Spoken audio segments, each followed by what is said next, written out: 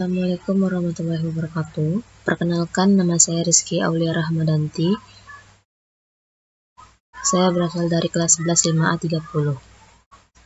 Di sini saya akan mempresentasikan hasil kerja saya, yang dimana membahas tentang Islam membangun persatuan dalam keberagaman. Untuk yang pertama, kita akan membahas tentang konsep keberagaman Islam dan membangun persatuan umat dalam keberagaman. Islam merupakan petunjuk bagi manusia menuju jalan yang lurus, benar, dan sesuai dengan tuntunan kitab suci Al-Quran yang telah diajarkan oleh Nabi Muhammad SAW. Penyebab munculnya perbedaan aliran antara lain, adanya pergolakan politik dalam negeri, mengalirnya pemikiran non-muslim, akibat proses perubahan kultural dan politik dari masyarakat tradisional ke modern, dan dari politik regional ke dunia. Islam memberikan beberapa prinsip dasar dalam menyikapi dan memahami pluralisme ini. 1. Prinsip keberagamannya lapang. Salah satu masalah yang serius dalam menyikapi keberagaman adalah masalah klaim kebenaran. Padahal untuk mencapai kepasrahan yang tulus kepada Tuhan atau makna generik dari kata Islam diperlukan suatu pemahaman yang sadar dan bukan hanya ikut-ikutan. Oleh sebab itu, sikap kelapangan dalam mencapai kebenaran ini bisa dikatakan sebagai makna terdalam keislaman itu sendiri.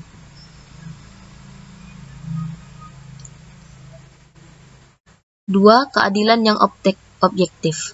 Dalam konteks pluralisme, keadilan mencakup pandangan maupun tindakan kita terhadap pemeluk agama lain.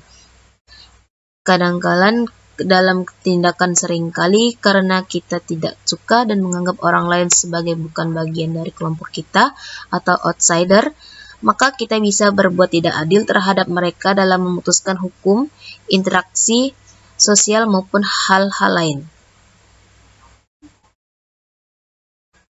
3. Menjadikan keragaman agama tersebut sebagai kompetisi positif dalam kebaikan.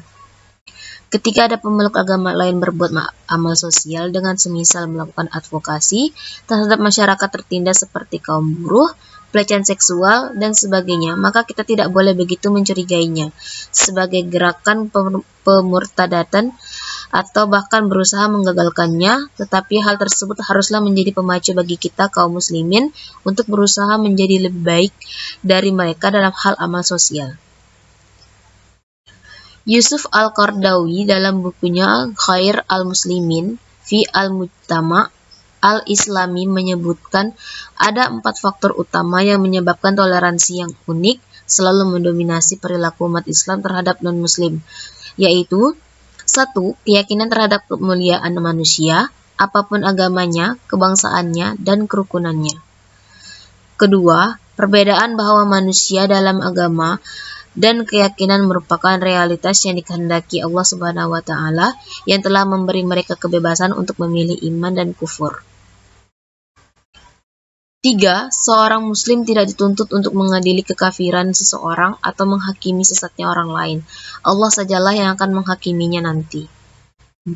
Keyakinan bahwa Allah Subhanahu wa Ta'ala memerintahkan untuk berbuat adil dan mengajak kepada budi pekerti mulia meskipun kepada orang musyrik. Allah juga mencela perbuatan zalim meskipun terhadap kafir. B. Ayat Al-Quran tentang konsep keberagaman Islam dan membangun persatuan umat dalam keberagaman. Kalau dikaitkan dengan konteks perubahan zaman sekarang, bagaimana Islam memandang keberagaman atau pluralitas yang ada di negeri ini, bahkan di dunia? Sebagaimana yang telah disebutkan berkali-kali oleh Allah Subhanahu wa Ta'ala di dalam Al-Quran, Islam sangat menjunjung keberagaman atau pluralitas. Karena keberagaman atau pluralitas merupakan sunatullah yang harus kita junjung tinggi dan kita hormati keberadaannya. Dengan adanya keberagaman ini, bukan berarti menganggap kelompok, mazhab, ataupun keberagaman yang lain sejenisnya menganggap kelompoknya lah yang paling benar.